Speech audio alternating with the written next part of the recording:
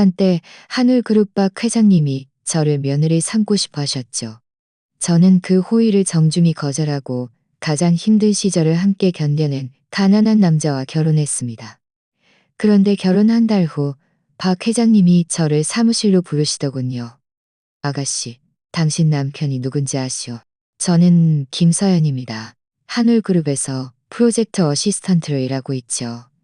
오늘은 그룹이열의 표창대회 날입니다. 저는 꽤 난이도 있는 프로젝트를 성공적으로 이끈 공로로 올해의 우수사원으로 선정되어 시상대에 오르게 되었습니다. 스포트라이트를 받으며 시상대에 서자 저는 조금 긴장되어 두 손을 꽉 쥐었습니다. 아래에는 회사의 임원들과 동료들이 앉아 있었고 가장 앞줄 중앙에는 한울그룹의 박태준 회장님이 계셨습니다. 박 회장님은 올해 60이 넘으셨는데 머리는 희끗했지만 정정하셨고 눈빛은 날카로웠습니다. 평소 회사에서 저희 같은 하급 직원들은 그분을 뵙기 어려웠죠. 사회자가 시상문을 낭독한 후 박 회장님께서 직접 트로피와 공로증서를 들고 제 앞으로 오셨습니다. 저는 얼른 허리를 고추 세우고 두 손으로 공손히 받으며 말씀드렸습니다. 박 회장님, 감사합니다. 앞으로도 계속 노력하겠습니다. 박 회장님은 고개를 끄덕이며 몇 초간 제게 시선을 머물더니 갑자기 입을 여셨습니다. 김서연 씨 맞지? 당신 자료를 봤는데 젊은 아가씨가 참 괜찮아. 능력도 좋고 성품도 굳건하고. 저는 순간 멍해졌습니다. 박 회장님이 저를 특별히 칭찬하실 줄은 예상하지 못했거든요. 황급히 말씀드렸습니다. 과찬이십니다. 그 시선들 속에는 호기심과 부러움이 뒤섞여 있음을 느낄 수 있었습니다. 박 회장님이 이 말을 마치면 제가 내려갈 줄 알았을 때 그분은 갑자기 엄청난 폭탄 선언을 던지셨습니다. 박태준 회장님은 헛기침을 한번 하고 작은 목소리였지만 전 직원이 들을 수 있을 만큼 또렷하게 말씀하셨습니다.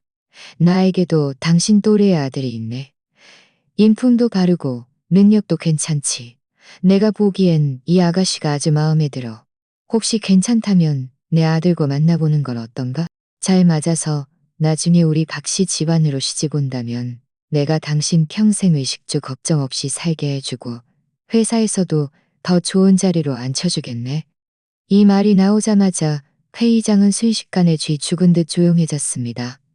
바늘 떨어지는 소리마저 들릴 것 같았습니다. 저는 온몸이 얼어붙었고 손에 든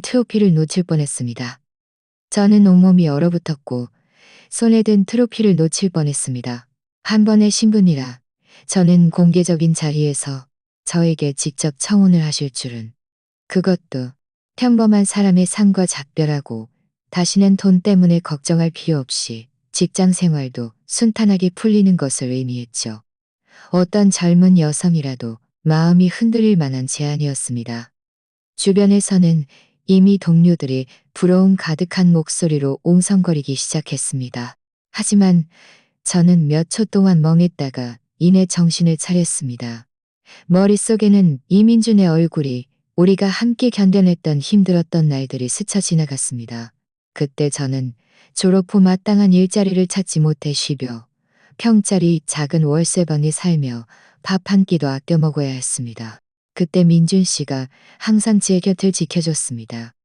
매일 두 가지 일을 하며 번 돈을 모두 저에게 쓰고 포기하지 말라고 격려해줬습니다. 제가 아플 때도 그는 한시도 떨어지지 않고 저를 간호하며 물을 가져다주고 약을 먹이고 밤새도록 지켜줬습니다. 그 시절은 비록 힘들었지만 그가 있었기에 희망이 있다고 느꼈습니다. 가장 힘들었던 시절을 함께 견뎌낸 사람을, 눈앞에 견뎌낸 사람을 저는 심호흡을 하고 고개를 들어 박 회장님을 바라보며 단호하게 말씀드렸습니다. 박 회장님, 저를 좋게 봐주셔서 감사합니다. 그리고 좋은 제안도 감사드립니다. 하지만 죄송합니다. 그 제안을 받아들일 수 없습니다. 제 말에 회의장은 다시 정적이 흘렀습니다. 이번에는 놀라움이 더해진 정적이었습니다. 박태준 회장님도 제가 거절할 줄은 예상치 못했는지 미간을 살짝 찌푸리며 물으셨습니다. 오, 왜인가? 내 아들이 당신에게 부족하다고 생각하나? 아니면 우리 박 씨 집안에 족하다고 생각하나? 둘 다 아닙니다. 저는 고개를 저으며 진지하게 말씀드렸습니다. 박 회장님 아드님은 훌륭하시고 박 씨 집안의 조건도 아주 좋습니다. 제가 부족할 따름입니다. 그리고 저는 이미 남자친구가 있습니다. 저희는 아주 오랫동안 함께 했습니다. 그분은 제가 가장 힘들 때 제 곁을 지켜줬습니다. 저는 그를 배신할 수 없습니다. 저는 이미 결정했습니다. 저는 이미 결정했습니다. 저는 이미 결정했습니다. 조만간 그와 결혼할 겁니다. 제가 이 말을 할 때 목소리는 한 글자가 또렷했습니다. 한 글자가 또렷했습니다. 그는 잠시 저를 응시하며 제가 진심을 말하는지 아닌지 판단하는 듯 했습니다. 한참 후에야 박 회장님은 천천히 입을 여셨습니다. 생각 잘했나? 한 번 거절하면 후회할 기회는 없어. 이 기회를 놓치면 평생 다시는 이런 좋은 일은 만나지 못할 수도 있어. 생각 잘했습니다, 박 회장님. 저는 힘주어 고개를 끄덕였습니다. 저는 제가 무엇을 원하는지 알고 있었습니다. 물질적인 조건보다 저는 감정을 더 중요하게 생각했습니다. 저는 남자친구와 함께라면 비록 삶이 조금 힘들지라도 매우 행복할 것이라고 믿었습니다. 박 회장님은 잠시 침묵하더니 마침내 한숨을 쉬며 말씀하셨습니다. 이미 결정했다니 더 이상 강요하지 않겠네. 젊은 사람이 자기만의 생각을 갖는 건 좋은 일이지. 나중에 오늘 선택을 후회하지 않길 바라네. 박 회장님, 이해해 주셔서 감사합니다. 후회하지 않을 겁니다. 후회하지 않을 겁니다. 저는 말을 마치고 박 회장님께 고개를 숙인 다음 트로피와 증서를 들고 무대에서 내려왔습니다.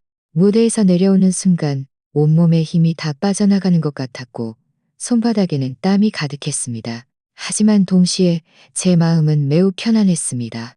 왜냐하면 저는 민준 씨를 실망시키지 않았고 제 초심도 저버리지 않았기 때문입니다. 저는 이때부터 회사에 분명히 소문이 무성할 것이라는 것을 알았습니다. 하지만 후회하지 않았습니다. 민준 씨와 함께할 수 있다면 아무리 큰 압력이라도 이겨낼 수 있을 테니까요. 시상대에서 내려와 제자리로 돌아오자마자 주위 동료들이 몰려와 끊임없이 질문을 쏟아냈습니다. 서연 씨, 미쳤어? 박 회장님이 직접 며느리 삼겠다고 한 건데 이게 얼마나 큰 복인데 어떻게 그렇게 단칼에 거절할 수 있어? 제 옆자리에 앉은 최 팀장님은 미간을 찌푸리며 이해할 수 없다는 표정으로 말했습니다. 다른 젊은 동료 최지희 씨도 거들며 말했습니다. 맞아 서연 씨. 박 씨 집안에 시집 가면 평생 걱정 없이 살고 직장에서도 승진할 수 있는데 왜 그렇게 바보 같아? 대체 그 남자친구가 어떤 사람인데 이렇게 좋은 기회를 포기하는 거야? 어떤 사람들은 제가 분수를 모른다며 분명 사랑에 눈이 멀었을 거라고. 그 말들은 마치 가시처럼 제 귀에 박혀 매우 불편했지만 저는 반박하지 않고 그저 웃으며 말했습니다. 여러분, 걱정해 주셔서 감사합니다. 저는 제가 무엇을 하는지 알고 있습니다. 표창 대회가 끝난 후 저는 짐을 챙겨 서둘러 회사를 나섰습니다. 내내 이민준 씨 생각에 발걸음이 가벼웠습니다. 우리가 새 들어 사는 작은 월세방으로 돌아와 문을 열자 음식 냄새가 풍겨왔습니다. 민준 씨는 앞치마를 두르고 부엌에서 분주하게 움직이고 있었습니다. 문 열리는 소리를 듣고 뒤를 돌아보며 저에게 웃어 보였습니다. 왔어? 오늘 표창 대회는 잘 됐어? 어서 손 씻어. 밥 다 됐어.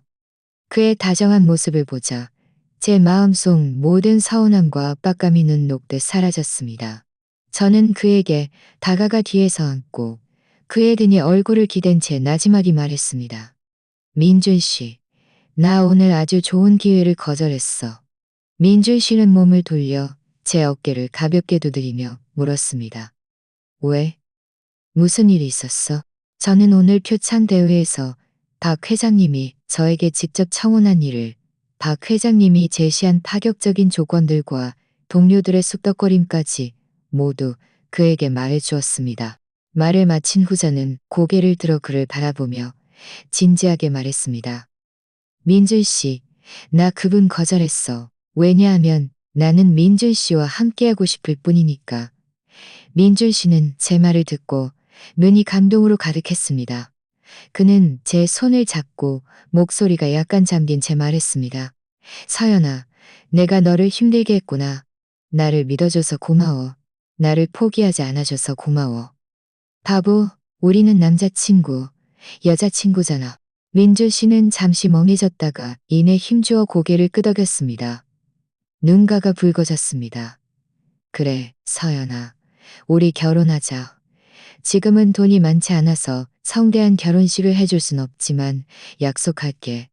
정말 열심히 돈 벌어서 너를 잘 살게 해줄게. 결혼을 결심한 후 우리는 결혼 준비를 시작했습니다. 경제적인 여건 때문에 다이아몬드 반지도 사지 않았고 비싼 웨딩 촬영도 하지 않았습니다. 그저 간단하게 증명사진 2장을 찍고 저렴한 웨딩드레스와 양복 2벌을 샀습니다. 결혼식도 많은 사람을 초대하지 않고 우리 둘이 아는 친한 친구 몇 명과 저희 부모님만 모셨습니다. 저희 부모님은 처음에는 저를 이해하지 못하셨습니다. 제 걸가에 시집갈 기회를 마다하고 집도, 차도, 예금도 없는 가난한 남자에게 시집가려 한다고 생각하셨죠. 저는 부모님과 진지하게 대화하며 제가 민준 씨와 함께 견뎌냈던 지난 날들을 말씀니다.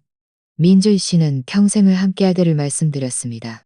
엄마는 제 태도가 단호하고 민준 씨가 저에게 정말 잘해주는 것을 보시고는 마침내 동의해 주셨습니다. 결혼식 당일 우리는 작은 식당에서 2상을 차렸습니다. 화려한 장식도 낭만적인 의식도 심지어 주례도 없었습니다. 민준 씨는 몸에 잘 맞지 않는 양복을 입고 제 앞에 서서 굳건한 눈빛으로 저를 바라보며 말했습니다. 김서연, 나 이민준은 맹세합니다. 평생 너에게 잘할 거야. 앞으로 돈이 있든 없든 나는 항상 너와 함께 할 거고 너를 힘들게 하지 않을 거야. 저는 빌린 웨딩드레스를 입고 눈물을 참지 못하고 흘리며 고개를 끄덕였습니다. 이민준, 나도 평생 너와 함께 할 거야. 친구들은 우리에게 박수를 보냈습니다. 결혼식은 소박했지만 제 마음은 더없이 행복했습니다. 저는 제가 올바른 사람을 선택했다는 것을 알았습니다. 결혼 후 우리는 더 낡은 아파트 단지로 이사했습니다. 4면여 평짜리 작은 방을 월세로 얻었습니다. 집은 비록 작고 낡았지만 민준 씨가 깨끗하고 깔끔하게 정리해 두었습니다. 저는 계속 한울그룹에서 일하며 매일 열심히 일했습니다. 돈을 더 많이 벌어 하루빨리 우리만의 작은 집을 살 보증금을 모으고 싶었습니다.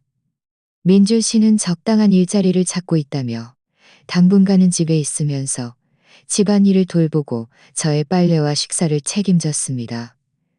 매일 퇴근하고 집에 돌아와 따뜻한 음식 냄새를 맡고 민준 씨가 분주하게 움직이는 모습을 보면 저는 마음이 너무나 편안했습니다.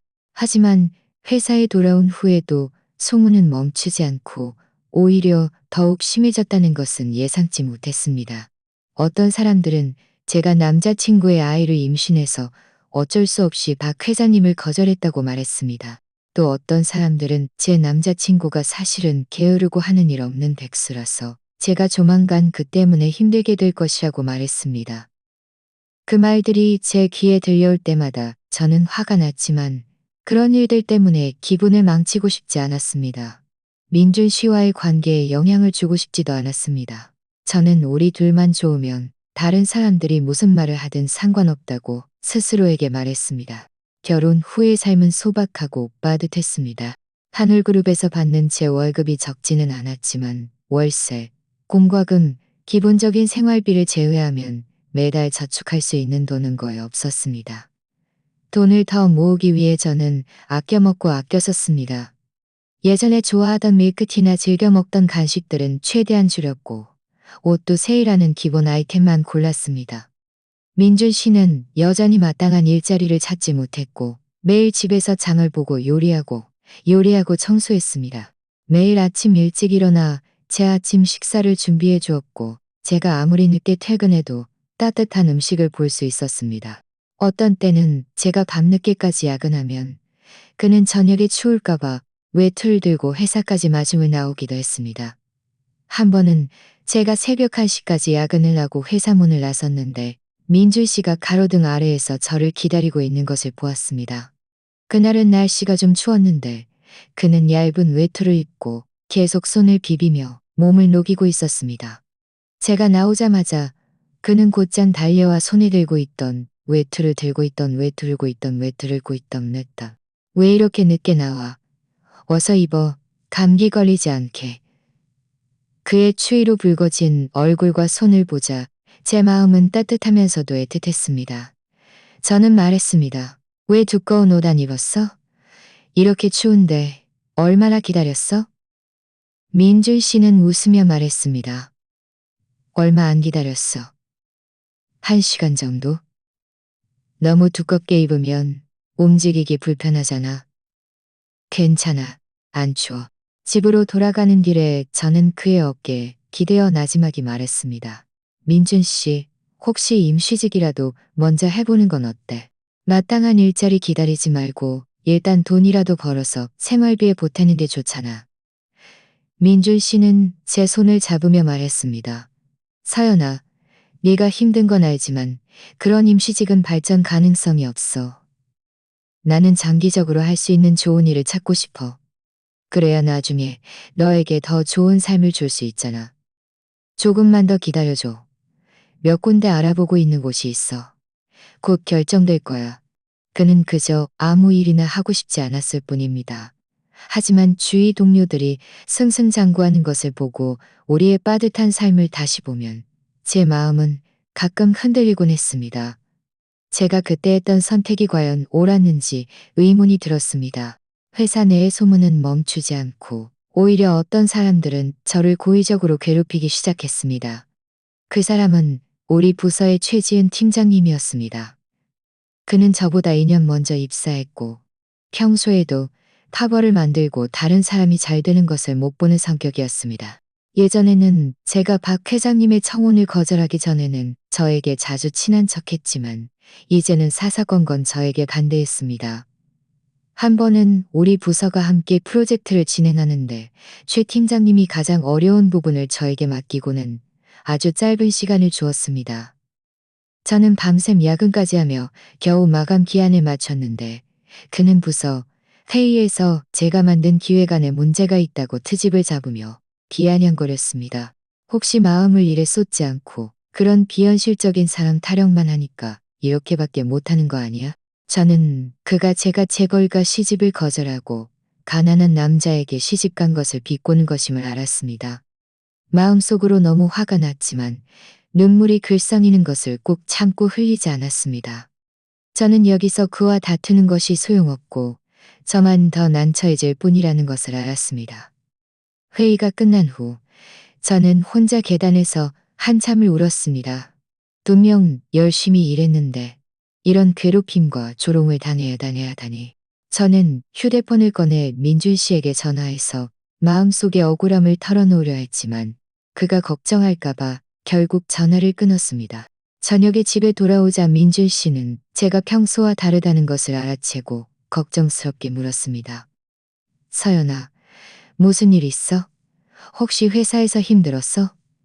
저는 더 이상 참지 못하고 그의 품에 안겨 울면서 낮에 회사에서 있었던 일을 모두 말해주었습니다. 민준 씨는 제 등을 가볍게 두드리며 위로해 주었습니다. 서연아, 미안해. 다 내 잘못이야. 너를 힘들게 했구나. 내가 더 일찍 일자리를 찾아서 더 많은 돈을 벌었다면 그들이 너를 이렇게 함부로 대하지 못했을 텐데. 민준 씨 잘못이 아니야. 그들이 너무 심한 거야. 저는 흐느끼며 말했습니다. 민준 씨는 제 얼굴을 감싸고 눈물을 닦아주며 굳건한 눈빛으로 말했습니다. 서연아, 내가 빨리 일자리 문제를 해결할게. 앞으로는 네가 이런 힘든 일을 겪게 하지 않을 거야. 그들이 뭐라고 하든 나는 항상 네가 이런 힘든 일을 겪게 하지 않을 거야. 저는 고개를 끄덕이며 말했습니다. 민준 씨, 나 민준 씨 믿어. 무슨 일이 있더라도 우리 함께 이겨내자. 그날 밤 민준 씨는 제가 가장 좋아하는 매콤달콤한 갈비찜을 만들어 주었고 저와 많은 이야기를 나누었습니다. 그는 미래에 대한 계획도 말해 주었습니다. 그는 작은 사업을 시작할 생각인데 이미 한 프로젝트를 검토했고 다만 약간의 초기 자금이 필요하다고 했습니다. 저는 제가 모아둔 돈을 꺼내며 말했습니다. 민준 씨, 이거 내가 모아둔 돈이야. 일단 민준 씨가 써.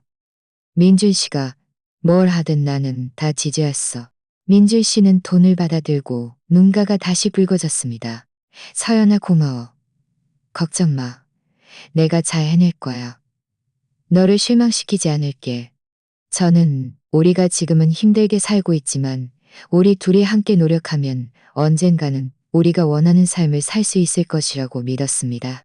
하지만 저는 더 큰 놀라움이 저를 기다리고 있을 줄은 몰랐습니다. 제가 모아둔 돈을 민준 씨에게 준 후 오히려 마음이 훨씬 편안해졌습니다. 그가 어떤 사업을 하든 우리 둘이 함께 노력하면 삶은 분명 나아질 테니까요.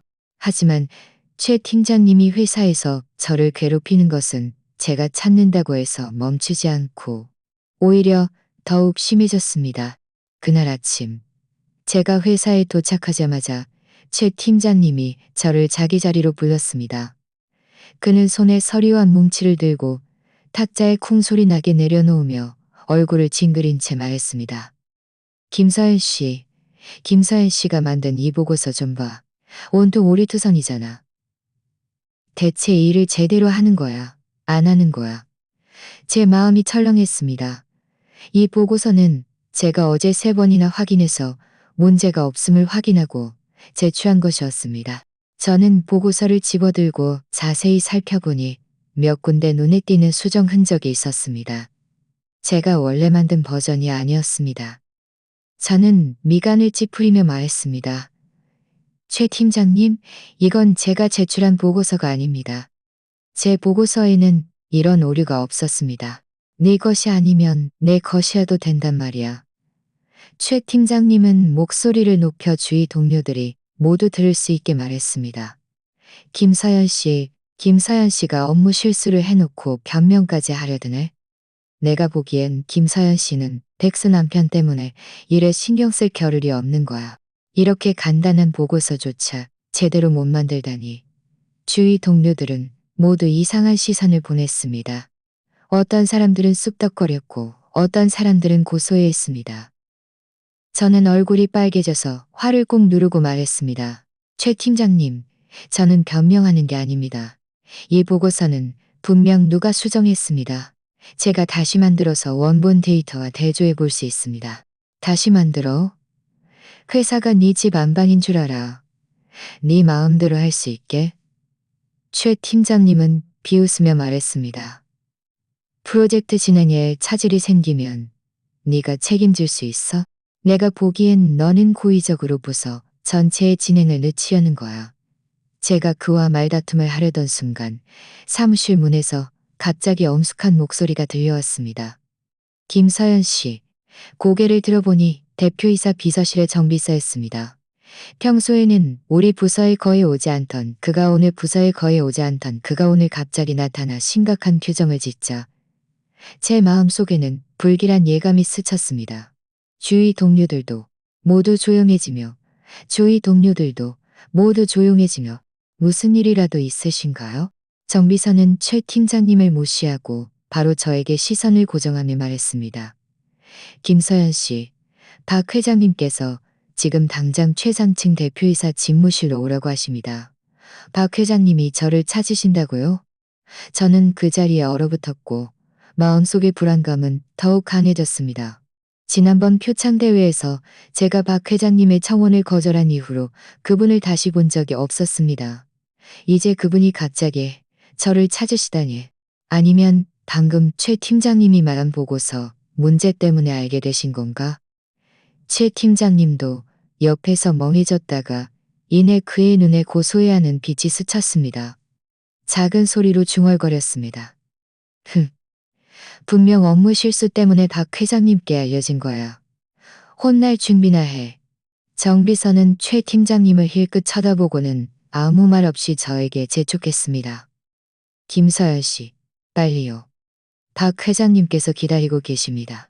저는 정신을 가다듬고 탁자 위에 노트북과 펜을 들고 정비서의 뒤를 따라 사무실을 나섰습니다. 내내 제 심장은 쿵쾅거렸고 머릿속에는 온갖 나쁜 결과들이 계속 떠올랐습니다. 박 회장님이 제가 청혼을 거절한 것 때문에 저를 해고하시거나 아니면 저를 괴롭혀서 회사에서 더 이상 버티지 못하게 하려나. 정비서는 저를 엘리베이터로 데리고 가서 최상층 버튼을 눌렀습니다. 정비서는 저를 엘리베이터로 데리고 가서 최상층 버튼을 눌렀습니다.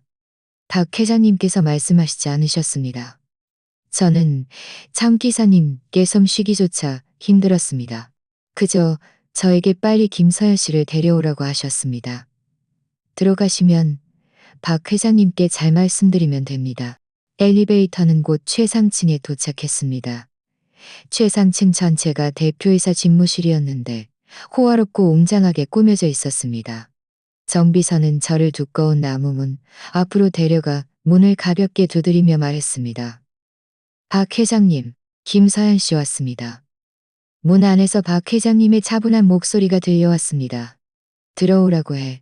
정비서는 문을 열고 저에게 들어오라는 손짓을 했습니다.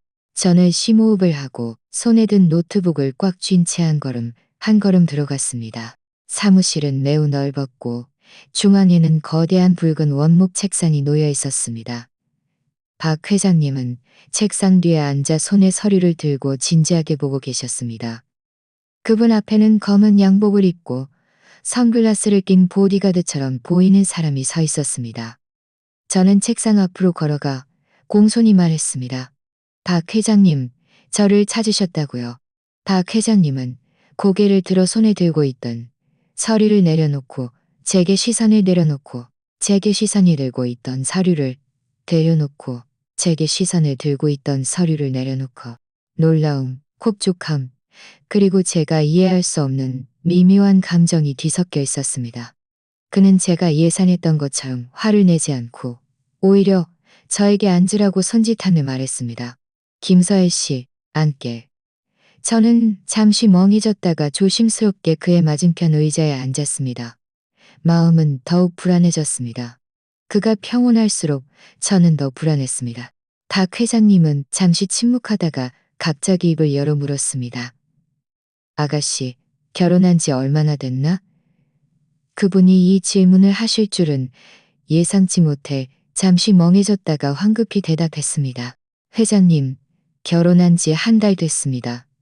박 회장님은 고개를 끄덕이며 다시 물었습니다. 결혼 생활은 어떤가?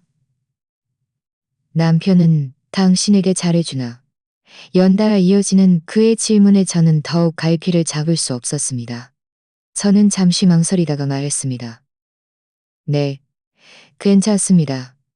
저는 잠시 망설이다가 말했습니다. 그이가 저에게 아주 잘해줍니다. 그이가 저에게 아주 잘해줍니다. 박 회장님은 저를 바라보았고 그의 눈빛 속 감정은 더욱 복잡해졌습니다. 이 말을 듣자마자 저는 온몸이 굳어졌고 손에 든 노트북을 바닥에 떨어뜨릴 뻔했습니다. 이민준? 그는 그저 제가 가장 힘들 때를 함께 견뎌냈고 지금은 집에서 놀고 있는 가난한 남자일 뿐인데 박 회장님은 왜 이 질문을 하시는 걸까? 혹시 민준 씨에게 내가 모르는 어떤 신분이 있는 걸까? 박 회장님의 말은 마치 마른 하늘에 날벼락처럼 제 귓가에 터져나왔습니다. 저는 의자에 굳은 채 멍하니 앉아 굳은 채 먹었습니다. 그는 그저 저와 월세방에서 라면을 먹고 제가 아플 때 밤새 간호해주고 지금도 일자리 때문에 걱정하는 가난한 남자일 뿐인데 그에게 또 다른 신분이 있을 리가? 저는 멍하니 박 회장님을 바라보며 목소리까지 떨면서 물었습니다. 박 회장님, 그 말씀은 무슨 뜻이세요? 민준 씨는 그냥 이민준 씨예요? 또 다른 누구일 수 있겠어요? 박 회장님은 놀란 저의 모습을 보며 가볍게 한숨을 쉬고는 탁자 위에 서리한 뭉치를 집어 제 앞으로 밀어놓으며 말했습니다. 자네가 직접 보게. 보면 알게 될 거야. 저는 떨리는 손으로 그 서류를 집어들었습니다. 서류 표지에는 한울그룹 지분 구조 설명이라는 큰 글자가 특히 눈에 띄었습니다. 저는 심호흡을 하고 서류를 펼쳤습니다. 안의 내용은 보면 볼수록 저를 놀라게 했습니다. 서류에는 한울그룹의 지분 분포가 상세히 기록되어 있었는데 가장 큰 주주이자 60%에 달하는 지분을 가진 사람의 이름이 선명하게 이민준이라고 쓰여 있었습니다. 이럴 리가 없어. 저는 고개를 휙 들며 제 눈을 믿을 수 없다는 듯 말했습니다. 박 회장님, 이 서류 혹시 잘못된 거 아니에요? 이민준 씨가 어떻게 한울그룹의 최대 주주가 될 수 있어요? 박 회장님 옆에 서 있던 검은 양복의 보디가드가 한 발 앞으로 나서며 차분하게 말했습니다. 김서연 씨, 이 서류는 사실이며 유효합니다. 아무런 문제가 없습니다. 이 대표님은 분명 우리 한울그룹의 최대 주주이자 그룹의 실질적인 지배자이십니다. 이 대표님, 그가 이민준을 이 대표님이라고 부르다니. 저는 더욱 멍해져서 박 회장님을 바라보며 박 회장님은 천천히 입을 열었습니다. 목소리에는 약간의 감회가 서려 있었습니다. 아가씨, 자네가 모르는 게 이상할 것도 없어. 이민준은 내 어릴 적 친구의 아들이자 우리 한울그룹의 진정한 창업자의 아들이지. 그의 아버지가 사고로 돌아가시면서 한울그룹의 대부분 지분을 남겼어. 그때 이민준은 아직 어렸고 나는 그의 아버지 부탁을 받아 그룹의 업무를 돌봤네.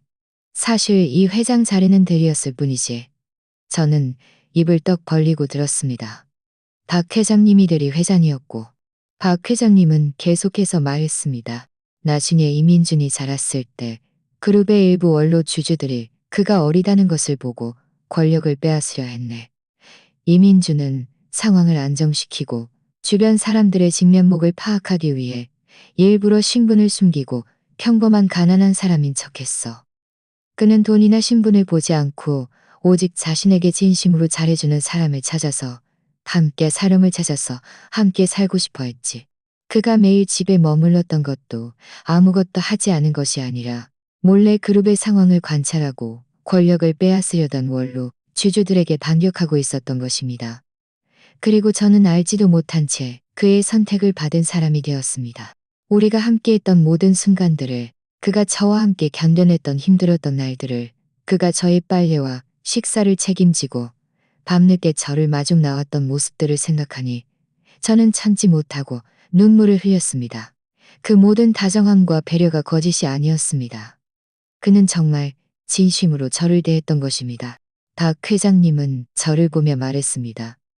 지난번에 내가 당신에게 내 아들과 결혼하라고 제안했던 것도 사실은 당신을 시험해 보려던 것이었네. 나는 이민준이 당신을 좋아하고 항상 당신을 조용히 지켜보고 있다는 것을 알고 있었어.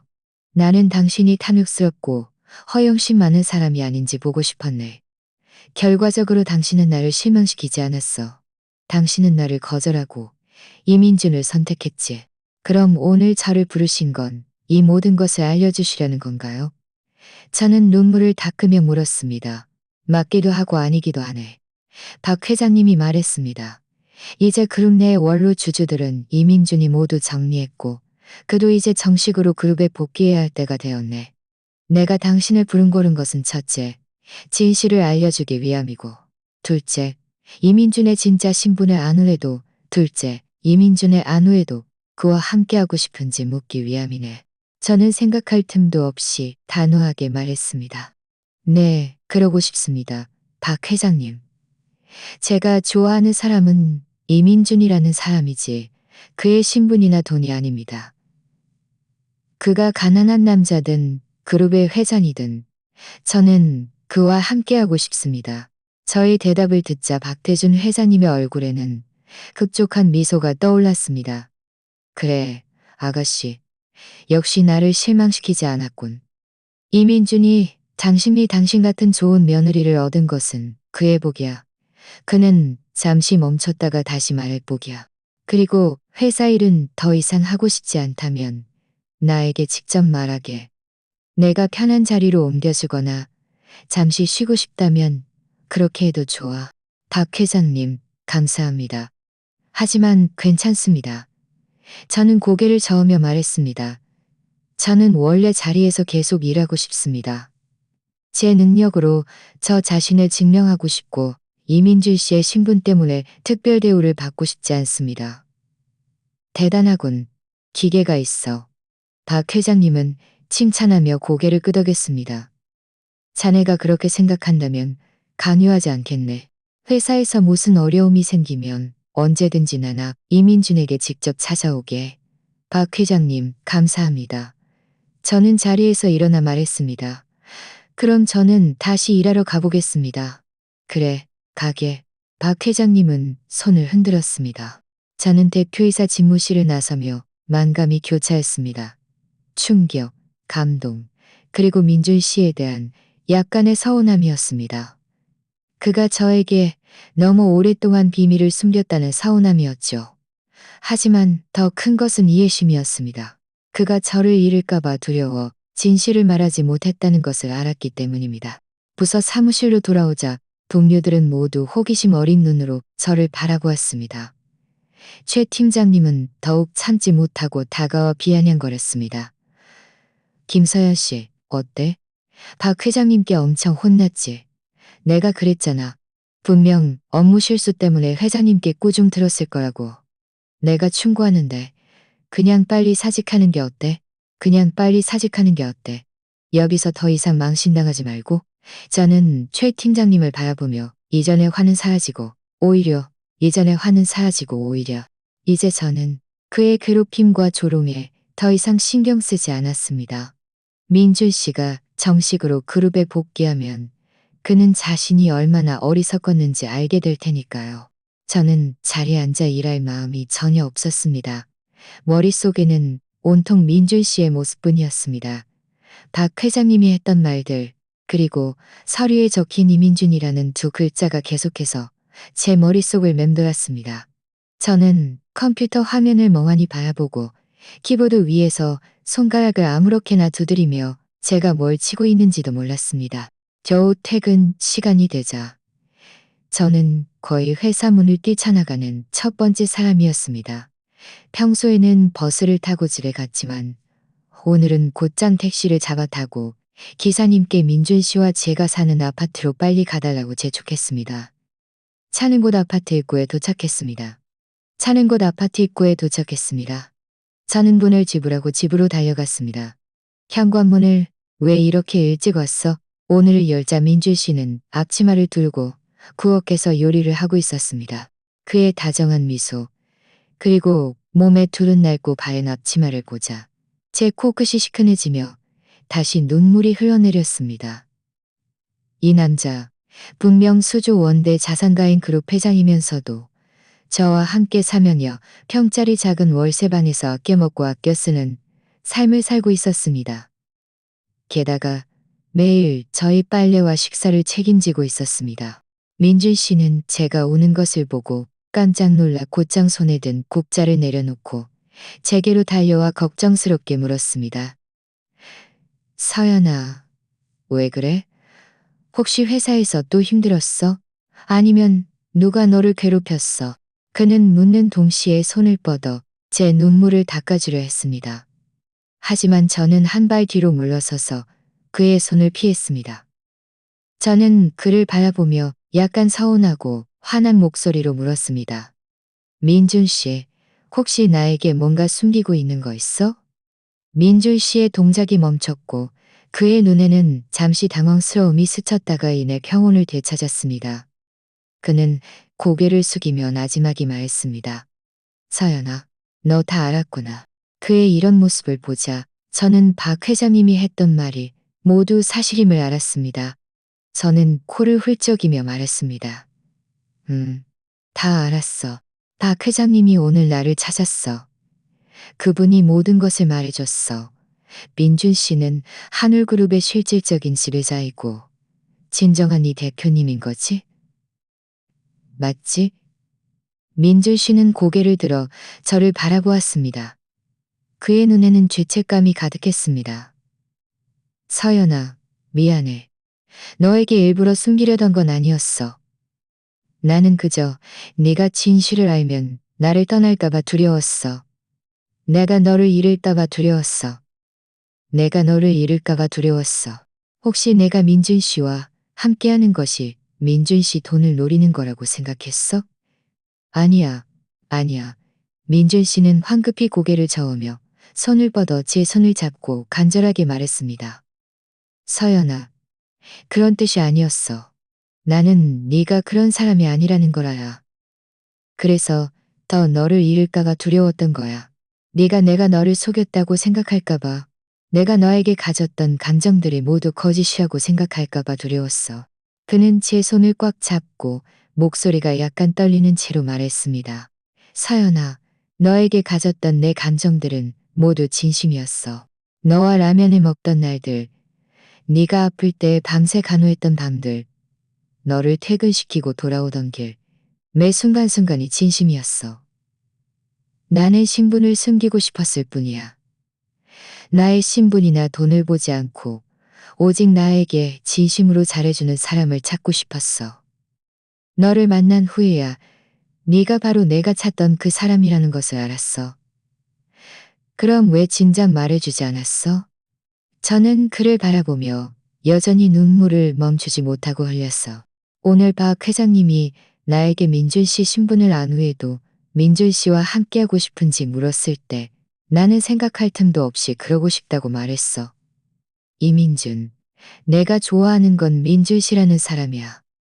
민준 씨가 가난한 남자든 그룹의 회장이든 나는 다 좋아. 나는 다 좋아. 나는 그저 민준 씨가 왜 이렇게 오랫동안 나에게 숨겼는지 화가 났을 뿐이야. 민준 씨는 저를 품에 꼭 안고 제 등을 가볍게 두드리며 말했습니다. 미안해, 서연아. 다 내 잘못이야. 진작 말해줬어야 했는데. 너를 힘들게 했구나. 나는 그저 너무 두려웠어. 네가 진실을 알고 나면 내가 계속 너를 속였다고 생각할까봐, 더 이상 나를 믿지 않을까봐 두려웠어. 저는 그의 품에 기댄 채 힘찬 심장 소리를 들으며 마음속의 서운함이 천천히 사라지는 것을 느꼈습니다. 그가 일부러 저를 속이려던 것이 아니라 저를 너무나 아꼈기 때문이라는 것을 알아. 어떤 일이 생기든 함께 맞서야 해. 그래, 우리는 부부잖아. 아꼈기 때문이라는 것을 알았습니다. 저는 손을 뻗어 그의 허리를 안고 말했습니다. 민준 씨, 이제 민준 씨, 이제 민준 씨를 원망하지 않을게. 이민준은 힘주어 고개를 끄덕이며 제 이마에 입을 맞추었습니다. 서연아 고마워. 나를 믿어줘서 고마워. 나와 함께 해줘서 고마워. 앞으로 무슨 일이든 너에게 다 말할게. 우리 함께 맞서자. 그때 부엌에서 지글거리는 소리가 들려왔고 민준 씨는 냄비에 음식이 아직 끓고 있다는 것을 기억하고 황급히 저를 놓아주고 부엌으로 달려가 불을 껐습니다. 그가 허둥지둥하는 모습을 보자 저는 참지 못하고 웃음이 터져 나왔습니다. 서운함과 슬픔이 그 순간 모두 사라진 것 같았습니다. 민준 씨는 볶은 음식을 식탁에 가져왔습니다. 제가 가장 좋아하는 매콤달콤한 갈비찜과 채소였습니다. 우리는 작은 식탁에 앉아 평소처럼 식사를 했습니다. 다만 이번에는 제 기분이 완전히 달랐습니다. 저는 갈비찜 한 조각을 집어 입에 넣으며 말했습니다. 민준 씨, 박 회장님이 민준 씨가 권력을 빼앗으려던 원로 주주들을 모두 정리했고 정식으로 그룹에 있다고 하셨어. 민준 씨는 고개를 끄덕이며 말했습니다. 민준 씨는 고개를 끄덕이며 말했습니다. 그럼 우리 앞으로 이 작은 월세방에서 이사 가야 하는 거야? 제가 물었습니다. 네가 이사 가고 싶으면 이사 가자. 민준 씨는 저를 바라보며 말했습니다. 하지만 네가 여기가 좋다면 계속 여기에 살아도 돼. 호화로운 빌라든 이 작은 월세방이든 네가 있는 곳이 곧 집이야. 그의 따뜻한 말에 제 마음은 달콤했습니다. 저는 말했습니다. 난 다 괜찮아. 민준 씨와 함께라면 어디든 좋아. 하지만 그래도 이사 가자. 이 집은 너무 작아. 앞으로 우리만의 집을 가져야 하고 귀여운 아기도 키워야 하잖아. 민준 씨의 눈이 반짝였습니다. 그는 손에 든 젓가락을 내려놓고 제 손을 잡으며 말했습니다. 서연아, 나랑 아기를 낳고 싶어. 제 얼굴이 붉어졌고 저는 고개를 끄덕였습니다. 민준 씨는 아이처럼 기뻐하며 저를 번쩍 안고 거실에서 몇 바퀴를 돌았습니다. 너무 좋다. 서연아, 우리 앞으로 따뜻한 가정을 이루고 귀여운 아기도 가질 거야. 평생 잘해줄 거야. 내가 너희들을 평생 사랑하고 평생 잘해줄 거야. 밤에 침대에 누워 민준 씨는 뒤에서 저를 꼭 안고 어린 시절 이야기와 신분을 숨기고 살았던 지난 세월의 경험들을 많이 들려주었습니다. 그도 지난 세월이 쉽지 않았다는 것을 알았습니다. 한편으로는 그룹 내의 원로 주주들을 경계해야 했고, 다른 한편으로는 그룹 내의 원로 주주들을 경계해야 했고, 다른 한편으로는 평범한 사람인 척 살아야 했습니다. 네가 있습니다. 저는 몸을 돌려 그를 안고 말했습니다. 민주 씨, 앞으로 내가 옆에 있을게. 더 이상 혼자 있을게. 내가 정식으로 그룹에 복귀하는 날이니 우리 관계도 모두에게 알려야 할 때야. 더 이상 네가 회사에서 힘들게 되는 것을 원치 않아. 저는 최 팀장님이 평소 저를 괴롭히던 일들과 동료들의 소문을 생각하고 고개를 끄덕였습니다. 좋아. 다음 날 아침 일찍 저는 아직 잠에서 깨지 않았는데 민준 씨가 저를 조용히 깨웠습니다. 그는 손에 새 정장 세트를 들고 웃으며 말했습니다. 서연아, 일어나. 내가 새 옷 준비했어. 오늘 이거 입고 회사 가자. 저는 눈을 비비며 고급스러운 정장 세트를 바라보다가 잠시 멍해졌습니다. 이 옷 혹시 너무 비싼 거 아니야? 민준 씨는 제 코를 긁으며 말했습니다. 비싸지 않아. 앞으로 내 아내는 가장 좋은 옷을 입어야지. 어서 일어나서 입어봐. 저는 고개를 끄덕이며 일어나 정장을 입었습니다. 옷의 사이즈는 딱 맞았고 마치 저를 위해 맞춤 제작된 것 같았습니다. 입고 나니 전체적인 것 같았습니다. 입고 나니 전체적인 분위기가 달라졌습니다. 민준 씨도 검은색 맞춤 양복으로 갈아입었고 머리는 단정하게 정복으로 갈아입었고 머리는 지금의 그는 온몸에서 차분하고 강력한 기운을 뿜어내고 있었고 누가 봐도 평범한 사람이 아니었습니다. 저는 그를 보며 참지 못하고 웃음이 터져 나왔습니다. 이 대표님, 지금 이 모습은 제가 좀 낯설어요. 민준 씨는 다가와 제 손을 잡고 웃으며 말했습니다. 내가 어떤 모습이든 나는 너의 이민준이야. 가자, 회사로. 우리는 함께 월세방을 나섰습니다. 문 앞에는 검은색 롤스로이스가 서 있었고 운전기사가 공손히 우리를 위해 문을 열어주었습니다. 이렇게 호화로운 차를 타는 것은 처음이라 조금 긴장되어 민준 씨의 손을 꽉 잡았습니다. 그는 저에게 안심시키는 눈빛을 보냈습니다. 차는 곧 타눌그룹 건물 아래에 도착했습니다. 우리가 차에서 내리자마자 많은 사람들의 시선을 끌었습니다. 아무래도 롤스로이스가 회사 건물 아래에 자주 보이는 것은 아니었으니까요. 게다가 민준 씨는 귀티 나는 양복을 입고 강력한 분위기를 풍기고 있었고 저는 새 정장을 입어 평소의 소박한 모습과는 많이 달랐습니다. 저와 민준 씨는 나란히 회사 건물로 들어섰습니다. 안내 데스크 직원은 민준 씨를 보고 잠시 멍해졌다가 이내 공손히 인사했습니다. 이 대표님, 안녕하세요. 민준 씨는 가볍게 고개를 끄덕이고 아무 말 없이 제 손을 잡고 엘리베이터로 향했습니다. 주위 동료들은 모두 놀라 입을 다물지 못하고 웅성거리기 시작했습니다. 저분 이 대표님께 스폰을 받는 거 아니야? 어쩐지 그때 박 회장님 청혼을 거절하더라니. 그 옆에 있는 사람은 김서연 씨 같아. 김서연 씨가 어떻게 이 대표님과 함께 있지? 이런 쑥덕거리는 소리가 제 귀에 들려오자 저는 마음이 약간 불편했지만 민준 씨가 제 손을 꽉 잡아주며 저에게 힘을 주었습니다. 저는 고개를 들고 허리를 곧게 펴고 그의 뒤를 따라 엘리베이터로 들어섰습니다. 엘리베이터가 우리 부서가 있는 층에 도착했습니다.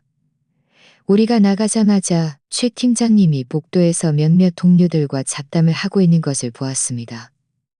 그는 저와 민준 씨가 함께 걸어오는 것을 보고 눈에 불쾌감이 스쳤다가 이내 아첨하는 미소로 바뀌어 다가왔습니다. 최 팀장님은 먼저 민준 씨에게 공손히 웃어 보인 다음 고개를 돌려 저를 바라보며 비아냥거렸습니다. 김서연 씨, 대단하네. 이렇게 빨리 대단한 사람과 연결되다니. 하지만 내가 충고하는데 빨리 자신의 신분을 알아야 할 거야. 줄을 잘 잡았다고 해서 한 번에 신분 상승할 수 있다고 생각하지 마. 그는 민준 씨를 그저 평범한 부자로 생각하고 민준 씨의 진짜 신분을 전혀 알지 못했습니다.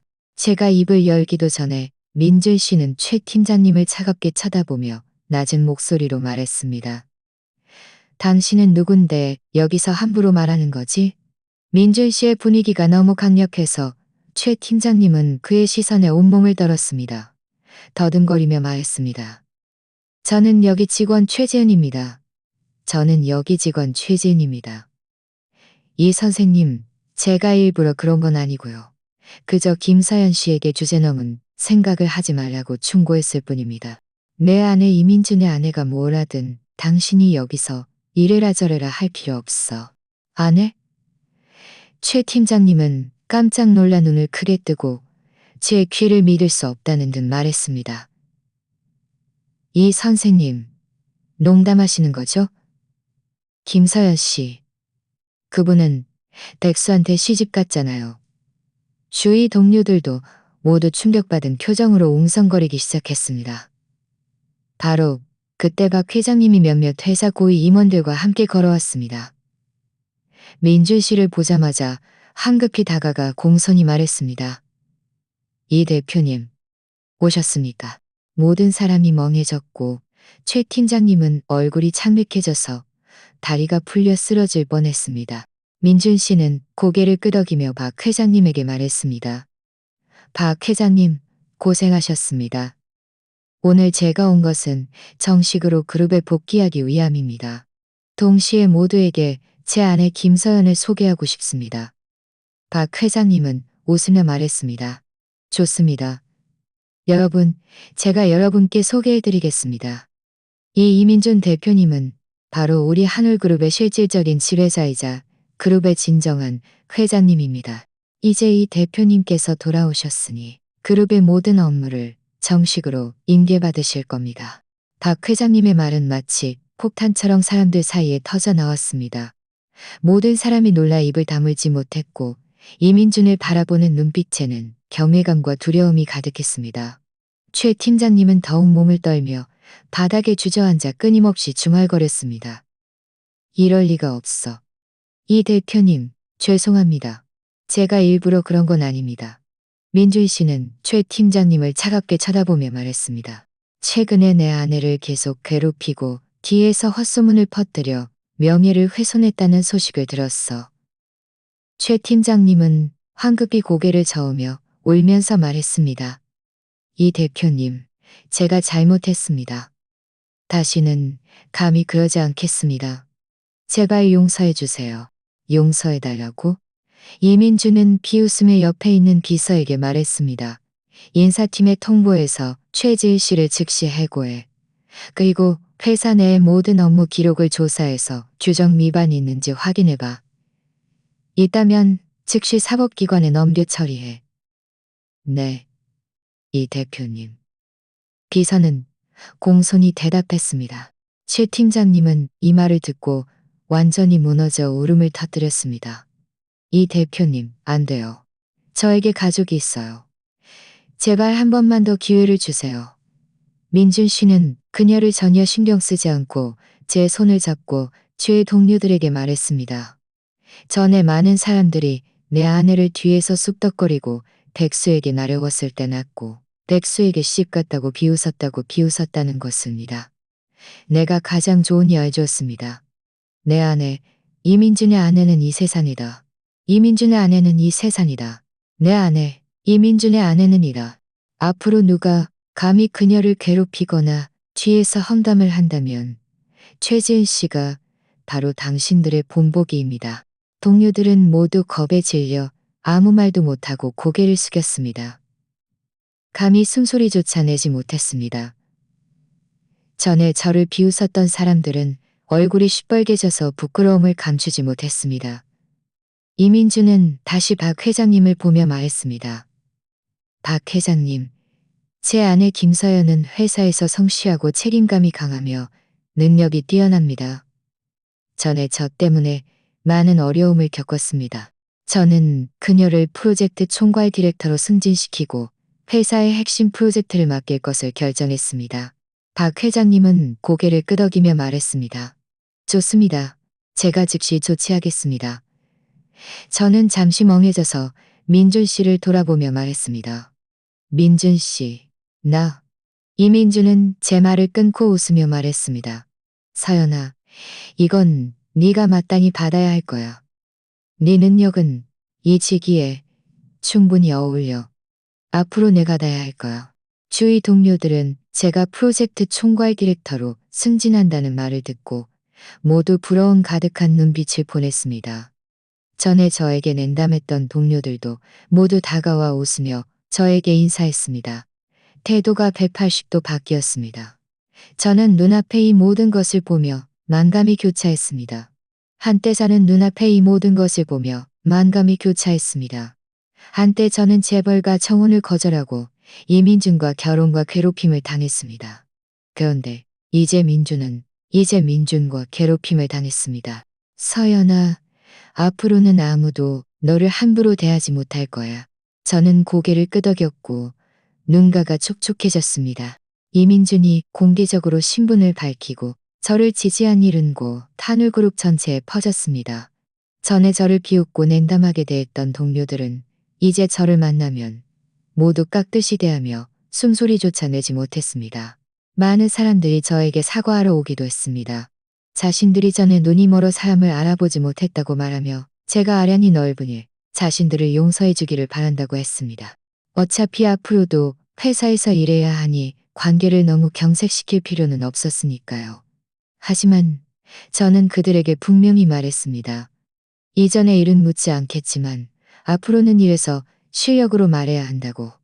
누가 감히 다시 꼼수를 부린다면 절대 봐주지 않겠다고요. 이민주는 정식으로 그룹을 인계받은 후 즉시 내부 정돈을 시작했습니다. 전에 권력 다툼에 참여했던 원로 주주들은 이미 그에게 완전히 제압당했습니다. 어떤 사람들은 그룹에서 쫓겨났고 어떤 사람들은 순순히 그의 말을 들을 수밖에 없었습니다. 그룹 내에 불량한 풍토도 일소되었고 모든 사람이 더 이상 해이해지지 않고 열심히 일했습니다. 업무 분위기는 점점 더 좋아졌습니다. 저도 순조롭게 프로젝트 총괄 디렉터로 승진하여 회사의 핵심 프로젝트를 책임지게 되었습니다. 처음에는 일부 오래된 직원들이 제가 이민준의 배경 덕분에 승진했다고 생각하며 불만을 품기도 했습니다. 하지만 저는 물러서지 않았습니다. 프로젝트 총괄 디렉터로 취임한 첫 주말, 박 회장님께서 특별히 저와 이민준에게 전화하여 저녁 식사에 초대하셨습니다. 저는 조금 긴장했습니다. 아무래도 전에 제가 그분의 청혼을 거절했으니 그분 가족들이 저에게 안 좋은 감정을 가지고 있을까봐 걱정되었죠. 민준 씨는 저의 긴장감을 알아채고 제 손을 잡으며 만나고 싶어 하셨어. 민준 씨는 저의 긴장감을 알아채고 제 손을 잡으며 말했습니다. 걱정 마. 박 회장님과 그분 가족들은 너를 아족들은. 저는 고개를 끄덕이며 민준 씨를 따라 박 회장님 댁으로 갔습니다. 박 회장님 댁 빌라는 매우 넓었고 호화롭고 따뜻하게 꾸며져 있었습니다. 박 회장님과 그의 아내분은 이미 문 앞에 서서 우리를 기다리고 계셨습니다. 박 사모님은 아주 인자한 분이셨습니다. 저를 보자마자 다정하게 제 손을 잡으며 말씀하셨습니다. 서연 씨, 드디어 만났네요. 일찍이 박 서방과 민준이가 당신 이야기를 많이 했어요. 착하고 기계 있는 좋은 아가씨라고요. 박 사모님, 과찬이십니다. 식사 때 박 회장님은 술잔을 들고 저와 민준 씨에게 말했습니다. 민준이, 서연 씨, 오늘 내가 너희들에게 건배를 제안하네. 민준이 그룹을 정식으로 인계받은 것을 축하해. 앞으로 그룹은 자네에게 맡기겠네. 아주 안심이 돼. 아주 안심이 돼.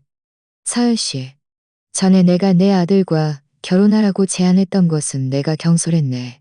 지금 너희 둘이 이렇게 행복한 모습을 보니 진심으로 기쁘네. 자네는 좋은 사람이야. 박 회장님, 너무 과분한 말씀이십니다. 전에 제가 회장님을 거절했던 것도 제 마음에 민준 씨밖에 없었기 때문입니다. 저희를 이해해 주셔서 감사합니다. 민준 씨도 술잔을 들고 말했습니다. 박 회장님, 그동안 보살펴 주셔서 감사합니다. 앞으로 그룹을 잘 경영해서 실망시키지 않겠습니다. 서연이도 잘 보살펴서 평생 행복하게 해줄 겁니다. 우리는 잔을 부딪히고 잔 속에 술을 마셨습니다. 박 사모님은 끊임없이 제게 음식을 더해주셨고 저와 많은 가정사를 이야기하며 제가 무엇을 좋아하는지 어떤 알레르기가 있는지 물어보셨습니다. 마치 친딸을 대하듯이요. 식사 후 박태준 회장님은 이민준을 서재로 불러 오랫동안 이야기를 나누었습니다. 저와 박 사모님은 거실에 앉아 차를 마셨습니다. 박 사모님은 말씀하셨습니다. 서연 씨, 사실 박서방이 처음에 당신에게 자기 아들과 결혼하라고 제안했던 것도 사심이 있었어요. 그는 민준이를 도와 그룹의 상황을 안정시킬 믿음직한 사람을 찾고 싶었던 거죠. 나중에 당신이 거절했을 때 그는 요즘 젊은이들 중에 탐욕스럽고 허영심 많은 사람이 거의 없는데 당신처럼 감정을 중요하게 생각하는 아가씨는 정말 드물다고 말했죠. 저는 웃으며 말했습니다. 박 사모님, 저는 그저 감정이 물질보다 더 중요하다고 생각했을 뿐입니다. 제가 민준 씨와 함께하는 것은 그가 돈이 얼마나 많아서가 아니라 그가 저에게 잘해주기 때문입니다. 그가 저에게 잘해주기 때문입니다. 감정이 가장 중요하죠. 우리는 당신을 친딸처럼 대할 거예요. 박 회장님 댁을 나서자 제 마음은 따뜻했습니다. 박 회장님과 사모님이 이렇게 친절하고 저를 이렇게 인정해 주실 줄은 몰랐습니다. 이민주는 제 손을 꽉 잡고 말했습니다. 사연아, 내가 그랬잖아. 그분들이 너를 좋아할 거라고. 응. 저는 고개를 끄덕이며 웃으며 말했습니다. 민준 씨, 고마워. 나를 위해 해준 모든 것에 고마워. 민준 씨는 저를 품에 안고 말했습니다. 바보, 우리는 부부잖아. 그 후로 민준 씨는 그룹을 질서 정연하게 경영했고 실적은 점점 더 좋아졌습니다. 그는 가족 내 권력 다툼의 자녀 문제도 완전히 해결하여 더 이상 아무도 뒤에서 꼼수를 부릴 엄두를 내지 못했습니다. 저도 이래서 점점 더 순조로웠습니다. 팀을 이끌고 여러 중요한 프로젝트를 완수하여 회사 내외의 인정을 받았습니다. 우리는 낡은 월세방에서 이사하여 넓고 밝은 대저택으로 옮겼습니다. 그는 저를 위해 특별히 큰 서재를 만들어 주어 제가 그 안에서 책을 읽고 일할 수 있게 했습니다. 한가할 때 민준 씨는 저를 데리고 여행을 떠나 국내 곳곳의 아름다운 강산을 구경시켜 주었습니다. 그는 저의 모든 취향을 기억했고 기념일마다 저에게 깜짝 선물을 준비해 주었습니다. 우리의 삶은 부유해졌지만 감정은 더욱 깊어졌습니다. 1년 후 제가 임신했습니다. 민준 씨는 아이처럼 기뻐하며 매일 저를 조심스럽게 보살폈고 아무것도 못하게 했습니다. 박 회장님과 박 사모님도 자주 저를 찾아와 각종 보양식과 아기 용품을 가져다 주셨습니다. 10달 후 저는 귀여운 딸을 순산했습니다. 민준 씨는 딸을 안고 눈에 다정함과 애정이 가득한 채마였습니다. 서연아, 이렇게 좋은 선물을 가져다 줘서 고마워. 이제 우리는 행복한 새 가족이야. 저는 민준 씨와 딸을 보며 행복감에 젖었습니다. 저는 민준 씨와 딸을 보며 회장님의 청혼을 거절했을 때 많았습니다. 저는 처음에 거절했을 때 많은 처음에 거절했을 때 저는 이민준을 선택했고 진실한 감정을 선택했습니다.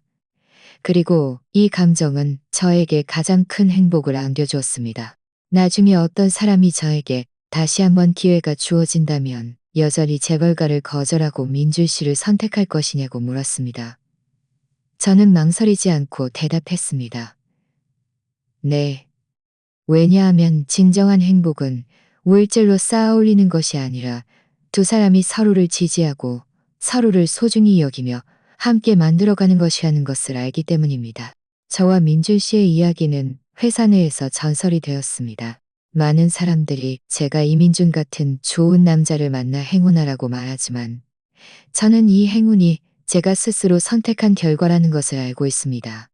왜냐하면 저는 항상 초심을 지키고 감정을 중요하게 생각하면 반드시 자신만의 행복을 만날 수 있다고 믿기 때문입니다. 지금 제 딸은 무럭무럭 자랐고 이민주는 여전히 예전처럼 저를 아끼고 사랑합니다. 우리 가족은 행복하고 아름다운 삶을 살며 매일 웃음꽃이 피어납니다. 저는 이것이 제가 원하던 삶이라는 것을 알고 있습니다. 소박하고 따뜻하지만 사랑으로 가득한 삶. 이 모든 것은 제가 그때 용감하게 선택했기 때문입니다. 저는 결코 후회하지 않습니다. 왜냐하면 저는 평생을 함께할 사람을 찾았고 세상에서 가장 소중한 것을 얻었으니까요.